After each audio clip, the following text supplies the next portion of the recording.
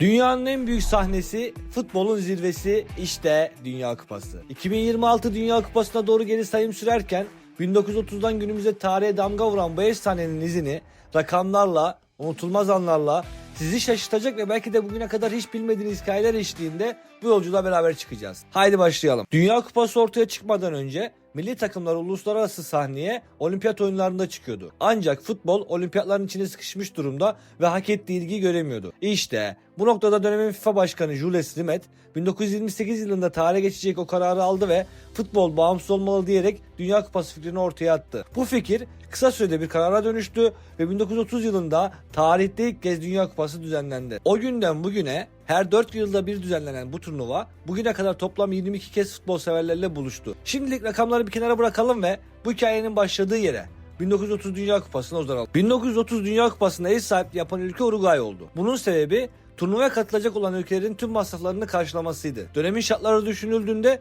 bu teklif birçok ülke için son derece cazipti. Şöyle düşünün, turnuvaya katılan bazı takımlar 13 günü aşan gemi yolculuklarıyla Uruguay'a ulaştı. İlk Dünya Kupası olması sebebiyle turnuvaya katılım eleme usulüyle değil, başvuran ve gelebilen tüm takımların kabul edilmesiyle gerçekleşti. Bu nedenle turnuvaya toplam 13 ülke katıldı. Afrika, Asya ve Okyanusya'dan ise 1930 Dünya Kupası'na hiçbir ülke katılmadı. İlk maçlarda tribünler büyük ölçüde boştu. Ancak Montevideo'da Estadio Centenario stadında oynanan finali yaklaşık 93 bin kişi tribünden takip etti. Finalde Uruguay ve Arjantin karşı karşıya geldi. Mücadeleyi 4-2 kazanan Uruguay Dünya Kupası tarihinin ilk şampiyonu oldu. Toplam 18 maçın oynandığı bu turnuvada ise bazı ilginç anekdotlar şöyleydi. Neredeyse bütün maçlar aynı statta oynanırken maçlarda kaleciler eldiven kullanmıyordu. Finalde ise iki ülkenin anlaşmazlığı yüzünden ilk yarı Arjantin'in, ikinci yarı Uruguay'ın getirdiği top kullanıldı. Sıradaki durağımız 1934 Dünya Kupası. Bu turnuvanın ev sahipliğini dönemin faşist lideri Benito Mussolini'nin ülkesi İtalya üstlendi. 1934 Dünya Kupası'nı anlatırken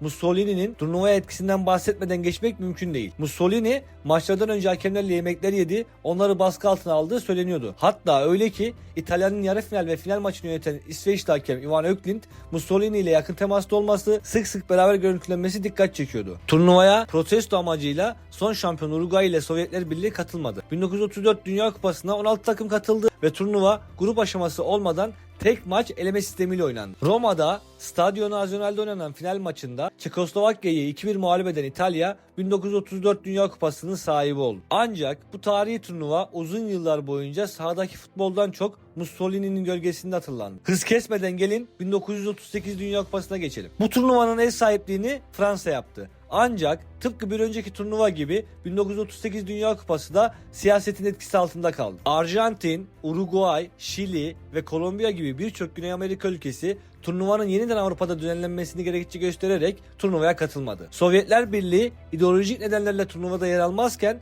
İspanya ise ülkede devam eden iç savaş nedeniyle turnuvaya katılamadı. Avusturya ise turnuvaya katılmaya hak kazanan 16 takımdan biri olmasına rağmen Almanya tarafından ilhak edilmesinin ardından turnuva dışı kaldı. Fransa'nın Paris şehrinde oynanan finalde ise son şampiyon İtalya ile Macaristan karşı karşıya geldi. 4-2'lik skorla kupaya uzanan taraf bir kez daha İtalya oldu. İtalya'nın teknik direktörü Vittorio Pozzo 2 kez Dünya Kupası kazanan ve bunu başaran tarihteki ilk ve hala tek teknik direktör olarak tarihe geçti. Ve belki de en çarpıcı detay, bu turnuvada forma giyen birçok futbolcu kısa süre sonra başlayacak olan 2. Dünya Savaşı'nda cepheye gidecek ve bir daha geri dönmeyecekti. 2. Dünya Savaşı nedeniyle 1942 ve 1946 yıllarında Dünya Kupası düzenlenmedi. Ülkeler futbola Brezilya'da düzenlenen 1950 Dünya Kupası ile geri döndü. Normalde 16 takımın katılma hakkı kazandığı bu turnuva yalnızca 13 takımla oynandı. Milli takımımız da turnuvaya katılma hakkı kazanan ülkeler arasındaydı ancak maddi yetersizlikler nedeniyle turnuvadan çekildi. Turnuvaya katılmayan diğer iki ülke ise İskoçya ve Hindistan oldu. Sebepleri ise oldukça ilginçti. Hindistan çıplak ayakta oynama talebinin reddedilmesini gerekçe göstererek Dünya Kupası'na katılmadı. İskoçya ise elemelerde İngiltere'nin önünde bitirirse gideceğini söylemiş, ikinci olup katılma hakkı kazanmasına rağmen bu sözünü tutarak turnuvaya katılmamıştı. Turnuva alışılmışın dışında bir sistemle oynandı. Final maçı yoktu.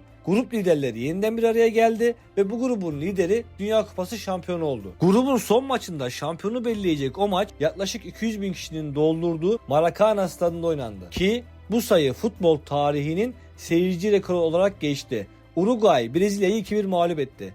Bu yenilgi Brezilya'da sadece bir maç kaybı değil, ulusal bir travma olarak hatırlandı. Tarihe Maracanazo olarak geçen bu maç Brezilya'nın Hiroşima'sı olarak adlandırıldı. Brezilya bu turnuvadan sonra beyaz formasını uğursuz ilan etti, sarı ve yeşil formalara geçti. 4 yıl aradan sonra futbolun en büyük sahnesi yeniden kuruldu. 1954'de geldiğimizde Dünya Kupası'na ev sahipliği yapan ülke İsviçre'ydi. Bu turnuva Türkiye açısından da tarihi bir anlam taşıyordu. Milli takımımız tarihte ilk kez Dünya Kupası sahnesine çıktı. Milli takımımızın tüm Dünya Kupası serüvenini ayrı bir videoda işleyeceğim için şimdilik burada çok fazla detaya girmeyeceğim. Toplam 16 ülkenin katıldığı dörderli gruplardan oluşan bu Dünya Kupası aynı zamanda turnuva tarihinin en gollü maçına da sahne oldu. Avusturya ile İsviçre arasında oynanan karşılaşma 7-5 sona erdi ve bu skor Dünya Kupası finalleri tarihinin en gollü maç olarak kayıtlara geçti. İsviçre'nin Bern şehrinde oynanan final maçının favorisi ise altın takım olarak söylenen Macaristan'dı. Batı Almanya ile oynayacak Macaristan daha grup maçlarında rakibini 8-3 gibi ezici bir skorla yenmişti bile. Ama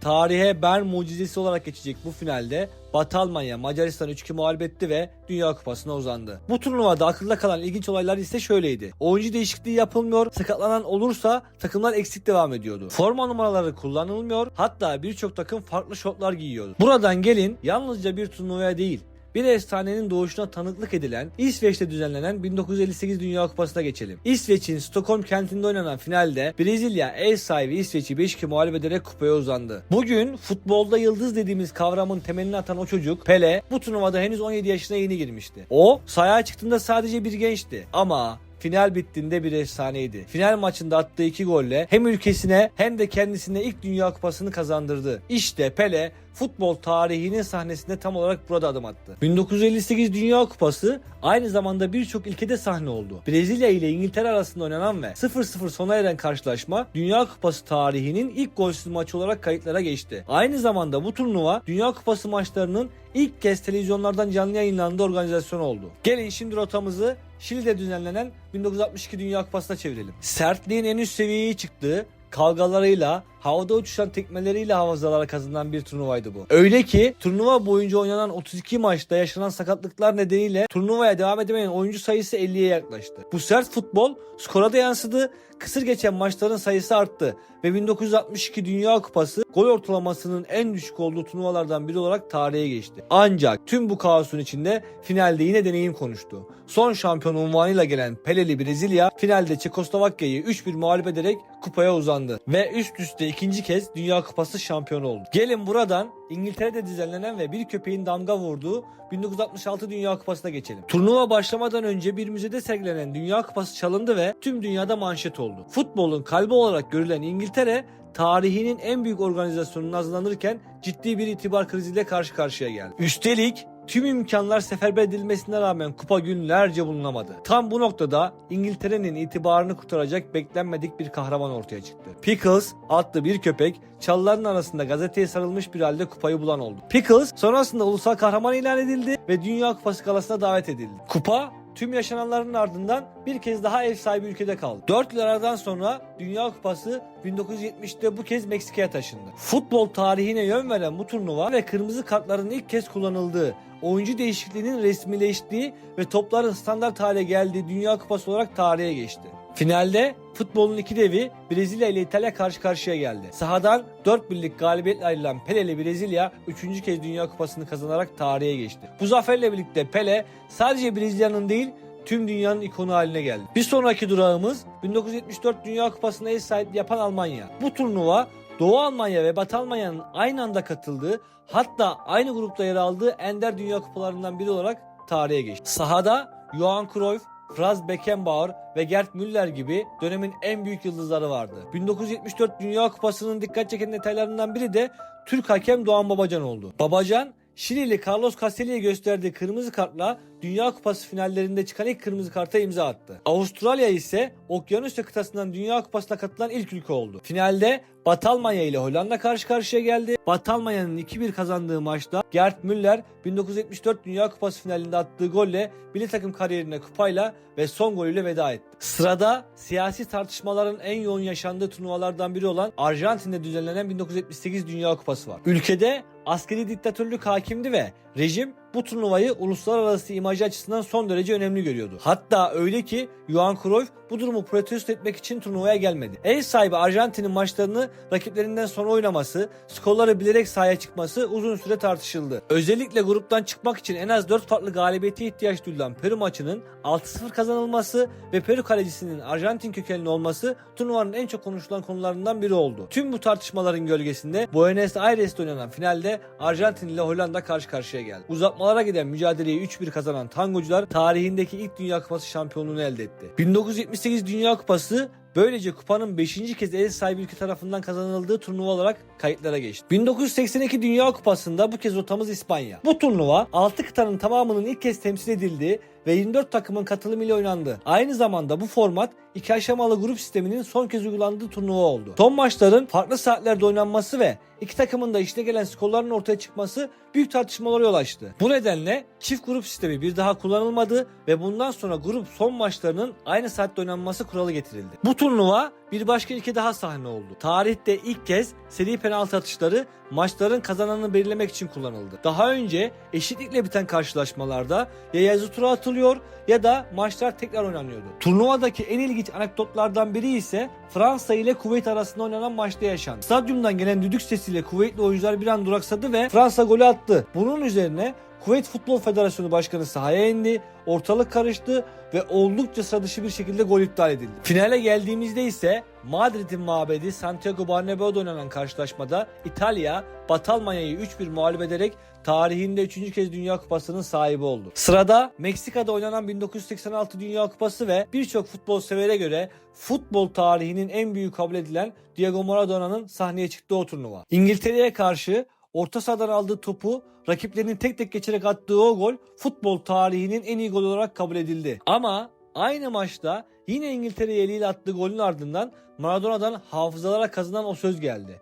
Tanrı'nın eli. Peki Maradona'nın Tanrı'nın eli sözünden kastı neydi? Arjantin ile İngiltere Falkland Adaları nedeniyle kısa süre önce savaşa girmiş, çok sayıda Arjantinli hayatını kaybetmiş, binlerce insan yerinden edilmişti. Maradona bu maç öncesinde yaptığı bir açıklamada en çok istediğim şey intikamdı demişti. İşte o golü hayatını kaybeden Arjantinliler adadı ve attığı gol için belki de o el Tanrı'nın eliydi diyerek atıfta bulundu. Finalde ise Arjantin Batı Almanya'yı 3-2 mağlup ederek tarihindeki 2. kez Dünya Kupası'nı kazandı. Batı Almanya ise 5. kez final oynayıp 3. kez kaybeden taraf oldu. Gelin şimdi de Dünya Kupası tarihinin en sıkıcı turnuvası olan İtalya'da düzenlenen 1990 Dünya Kupası'na göz atalım. Bu turnuva futbolun nasıl oynanması gerektiğini değil, nasıl oynanmaması gerektiğini çok net şekilde gösteren bir organizasyon oldu. Öyle ki FIFA bu turnuvanın ardından futbolda tarihi kararlar almak zorunda kaldı. İlk olarak galibiyete verilen 2 puanlık sistem terk edilerek 3 puanlık sisteme geçildi. Kalecilere geri pasın aşırı şekilde suistimal edilmesi geri pas kuralının doğmasına neden oldu. Ayrıca oynanmayan sürelerin somut şekilde takip edilip maç sonuna eklenmesi kuralının çıkışı da bu turnuvayla oldu. Roma'da oynanan finalde Batı Almanya ile Arjantin karşı karşıya geldi. Üst üste 3. kez Dünya Kupası finaline çıkan Batı Almanya maçı 1-0 kazanarak tarihindeki 3. Dünya Kupası'nı müzesine götürdü. Bu turnuva Dünya Kupası tarihinin en düşük gol ortalamasına sahip turnuvası olarak kayıtlara geçti. Rotamızı bu kez ABD'de düzenlenen 1994 Dünya Kupası'na çeviriyoruz. Ev sahipliğini Amerika yaptı ancak o dönemde ülkede henüz profesyonel bir futbol ligi bile yoktu. Nitekim MLS bu turnuvanın ardından 1996 yılında kuruldu. Bu nedenle maçlardan önce stadyum ekranlarında offside, kartlar, korner ve temel futbol kuralları izleyicilere anlatılıyordu. Bir efsanenin çöküşü de yine bu turnuvada yaşandı. Doping testinde pozitif sonuç çıkan Diego Maradona 1994 Dünya Kupası'ndan ihraç edildi. Turnuvanın en karanlık hikayelerinden biri ise Kolombiya cephesinde yaşandı. Kolombiyalı stoper Andres Escobar kendi kalesine attığı golün ardından ülkesine döndü ve sırf bu sebepten bir suikast sonucu hayatını kaybetti. 1994 Dünya Kupası 3,5 milyonu aşan seyirci sayısıyla Dünya Kupası tarihinin en yüksek seyirci rekoruna ulaştı ve bu rekor hala kırılamadı. Finalde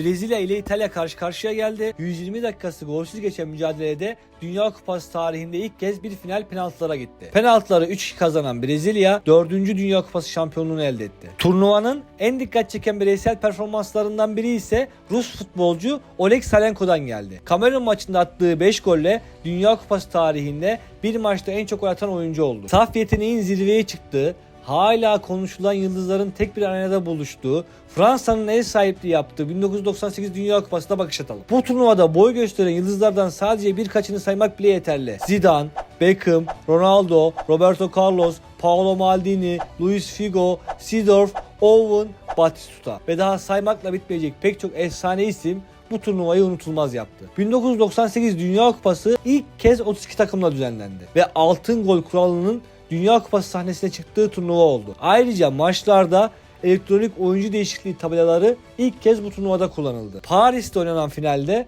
Fransa ile Brezilya karşı karşıya geldi. Daha önce 4 kez Dünya Kupası kazanmış Brezilya'yı durduran isim ise attığı 2 golle Zinedine Zidane oldu. Fransa ilk Dünya Kupası finalini 3-0 kazanarak tarihindeki ilk Dünya Kupası şampiyonluğunu elde etti. Ve geldik 2002. Türkiye'nin futboldaki en büyük başarısını elde ettiği 2002 Dünya Kupası. Milli takımımızın yarı finale kadar yükseldiği bu turnuva Dünya Kupası tarihinde ilk kez Asya'da, Güney Kore ve Japonya'nın ortak ev sahipliğinde düzenlendi. Türkiye adına turnuvanın en değerli anlarından biri ise çeyrek finalde Senegal'e karşı uzatmalarda İlhan Mansız'ın attığı altın gol oldu. Bu gol Dünya Kupası tarihindeki son altın gol olarak kayıtlara geçti. Milli takımımızın bütün Dünya Kupası serüvenini ayrı bir videoda tüm detaylarıyla anlatacağım için şimdilik burada pas geçiyorum. Tabii ki 2002 Dünya Kupası denilince Ronaldo'nun meşhur saç kesimi, Ümit Davalan'ın saç stili ve İlhan Mansız'ın Roberto Carlos'a attığı o unutulmaz çalımı anmadan geçmek olmaz. Turnuvanın açılış maçında ise futbol tarihinin en ilginç olaylarından biri yaşandı. Son şampiyon Fransa ile Senegal karşı karşıya geldi. Senegal tribünlerinde büyücülerin kara büyü yaptığı iddia edildi. Senegal maçı 1-0 kazandı. Fransa cephesi şaşkındı. Yetkililer mağlubiyeti bu büyü iddialarına bağlayarak olayın araştırılmasını istedi. Fransa turnuvaya gol atamadan veda etti. Finale geldiğimizde ise sahnede iki dev var. Brezilya ve Almanya. Tarihin en iyi kadrolarından biri olarak gösterilen Brezilya'da Ronaldo, Rivaldo, Ronaldinho, Roberto Carlos ve Cafu gibi yıldızlar yer alırken Almanya cephesinde Ballack, Kahn ve Klose gibi öne çıkan isimler vardı. Japonya'da oynanan final maçında El Fenomeno attığı 2 golle gecenin yıldızı oldu. Brezilya Almanya'yı 2-0 mağlup ederek tarihindeki 5. Dünya Kupası'nı kazandı. Sıradaki durağımız Almanya'da düzenlenen ve futbol tarihine Zidane'ın vedası olarak kazanan 2006 Dünya Kupası. Bu turnuva sadece estetik gollerle değil sahadaki savaşla hatırlanıyor. 2006 Dünya Kupası tam 345 sarı ve 28 kırmızı kartla Dünya Kupası tarihinin en sert turnuvalarından biri oldu. Öyle ki tarihe Nürnberg Muharebesi olarak geçecek Portekiz-Hollanda maçında çıkan 16 sarı ve 4 kırmızı kart tek maçta en fazla kart çıkan Dünya Kupası maçı oldu. Ama tüm bunları bir kenara bırakıp gelin o tarihi finale birlikte göz atalım. Finalde iki dev İtalya ve Fransa karşı karşıya geldi. Maçın kaderini belirleyen iki isim vardı. Zidane ve Materazzi. Henüz 7. dakikada Materazzi'nin yaptırdığı penaltıyı Zidane soğukkanlı bir Panenka vuruşuyla ağlara gönderdi. Ancak Materazzi'nin cevabı gecikmedi. 19. dakikada attığı kafa golüyle durumu eşitledi. Uzatmalara gidildiğinde ise futbol dünyasını şok eden o olay yaşandı. Materazzi'nin kız kardeşine yönelik hakaretine dayanamayan Zidane kariyerinin son vuruşunu bir topa değil Materazzi'nin göğsüne yaptı. Zidane kırmızı kartla sahadan atılırken kupanın yanından baş önüne geçişi bir devrin hazin sonuydu. Penaltılarda İtalya Fransa'yı 5-3 yenerek 4. kez dünyanın en büyüğü oldu. Sıradaki durağımız tarihte ilk kez Afrika kıtasında düzenlenen Güney Afrika'nın ev sahipliği yaptığı 2010 Dünya Kupası. Tüm maç tahminlerini doğru bilen kainat Tabat Paul'un yıldızlaştığı, statlarda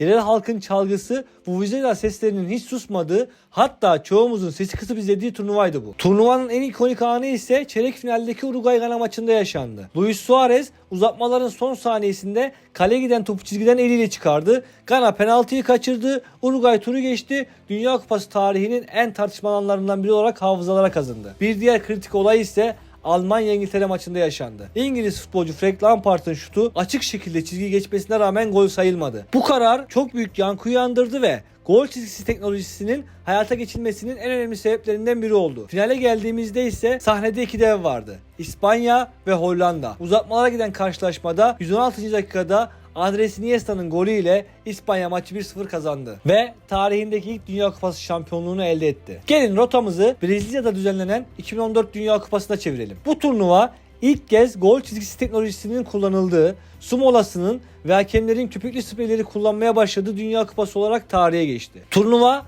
5 Dünya Kupası sahibi Brezilya için bayram gibi başlamıştı. Ama tarihin en büyük futbol travmalarından birine dönüştü. Yarı finalde Almanya ile karşılaşan Sambacılar kendi evlerinde 7-1'lik skor ile tarihi bir yenilgi aldı. Bir devin çöküşüne şahit olduğumuz bu maçta tüm ülke şok ve öfke içindeydi. Brezilya'nın 12. oyuncusu olarak bilinen efsane taraftar Acosta Fernandez'in o geceki şu sözü aslında her şeyi özetliyordu. Bugün bu ülkenin cenaze töreniydi. Turnuvanın bir başka büyük skandalı ise Luis Suarez'in çelliğini ısırması oldu. Hatta bu olay final maçından bile daha fazla izlendi. Maracana stadında oynanan büyük finalde ise Almanya ve Arjantin karşı karşıya geldi. Uzatmalara giden maçı Almanya 1-0 kazandı ve tarihinde 4. kez Dünya Kupası şampiyonluğunu elde etti. Bu sefer Doğu Avrupa'ya Rusya'da düzenlenen 2018 Dünya Kupası'na geçelim. Bu turnuva VAR'ın Dünya Kupası'nda ilk kez kullanıldığı organizasyon olarak tarihe geçti. Aynı zamanda 29 penaltı kararıyla turnuva rekoru kırıldı. Bir başka ilginç istatistik ise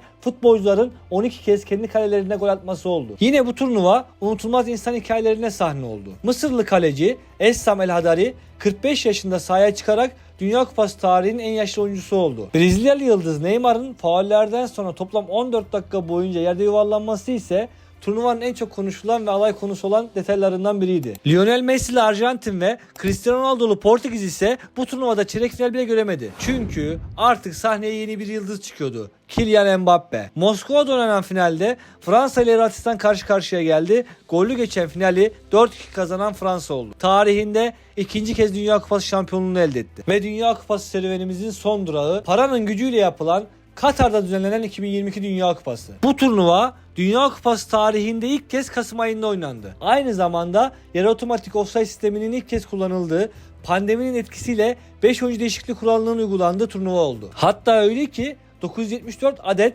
konteynerden yapılan ve turnuva bitince sökülen Stadyum 974 tarihin ilk geçici stadyumu olarak kayıtlara geçti. Atılan 172 golle 2022 Dünya Kupası tarihin en golü Dünya Kupası olarak kayıtlara geçti. Fas yarı finale yükselerek Dünya Kupası tarihinde bu başarıyı elde eden ilk Afrika ülkesi oldu. Cristiano Ronaldo ise 5 farklı Dünya Kupası'nda gol atan ilk ve tek oyuncu olarak tarihe geçti. Turnuva boyunca Messi'nin kaldığı oda sonrasında müzeye dönüştürüldü. Ve yıllardır süren Messi mi Ronaldo mu tartışmasında Messi diyenlerin en güçlü argümanı işte bu Dünya Kupası oldu. Finalde sahnede iki dev vardı. Arjantin ve Fransa. Kylian Mbappe'nin hat-trick yaptığı, Messi'nin ilk gol ve bir asistle yıldızlaştığı final 3-3 sona erdi ve maç penaltılara gitti. Bu kez sahnede Emiliano Martinez vardı. Arjantin penaltılarda 4-2 kazandı ve Messi için artık görev tamamlanmıştı. Bu zaferle Arjantin tarihindeki 3. Dünya Kupası şampiyonluğunu elde etti. Son olarak gelin turnuvanın enlerine bakalım. En çok şampiyon olan takım 5 kez ile Brezilya olurken en çok final oynayan takım 8 kez ile Almanya oldu. Tüm turnuvalara katılan tek takım 22 kez Brezilya oldu. Aynı zamanda gruplardan hiç elenmedi. En farklı skorla biten maç ise Macaristan'ın El Salvador'u 11 yendiği maç oldu. Dünya Kupası tarihindeki tüm şampiyon takımların başında kendi ülkesinden bir teknik direktör vardı. Yabancı bir hocayla kupa kazanan ülke olmadı. 3 kez final oynamasına rağmen kazanamayan tek takım Hollanda oldu. Dünya kupalarının en golcüsü 16 gol ile Miroslav Klose olurken tek turnuvada en çok gol atan 13 gol ile Just Fontaine oldu. 3 kez ile en çok Dünya Kupası kazanan oyuncu Pele olurken aynı zamanda oynayan en genç oyuncu oldu. 45 yaşında forma giyen en yaşlı oyuncu Mısırlı Essam El Hadari oldu. 26 kez ile en çok forma giyen oyuncu Messi oldu. 5 farklı turnuvada forma giyen ve gol atan oyuncu ise Cristiano Ronaldo oldu. 2 kez ile en çok Dünya Kupası kazanan teknik adam Vittorio Pozzo oldu. 25 maç ile en çok maça çıkan teknik adam ise Alman Helmut Schön oldu. 6 kez ile en çok turnuvada teknik adamlık yapan kişi Carlos Alberto Pereira oldu. Uruguay ile 31 yaşında kupayı kazanan Alberto Spucci ise en geç kazanan teknik adam oldu. 11 maç ile en çok maç yöneten hakem Özbek Rasman Irmatov oldu. 2022'de maç yöneten kadın hakem Stepan Frappart ilk yöneten kadın hakem oldu. 1950 Maracana'da oynanan final maçı ise 200 bin seyirci ile en çok izlenen final oldu. Buraya kadar geldiyseniz İşte bütün bu hepsinin sonunda kazanılan o kupadan da çok kısa bahsedeyim. 1974'te son halini alan Dünya Kupası dünyayı kaldıran iki insan figürüyle öne çıkıyor. Bunların biri zaferi, diğeri emeği temsil eder. Toplam ağırlığı 6200 gram olan bu kupanın 5 kilosu 18 ayar altındır. Bir gerçeği de söylemek gerek, orijinali daima FIFA'da bulunur ve kazanana her zaman bir replikası verilir. Ve son olarak sevgili dostlar, akışı bozmamak adına video içerisinde dile getirmedim. Videoyu beğenip kanalıma abone olursanız çok sevinirim. Beni mutlu edersiniz ve aklınızdaki ne olursa olsun yorumlarda buluşalım. Bir sonraki videoda görüşmek üzere. Sağlıcakla kalın ve tabii ki takipte kalın.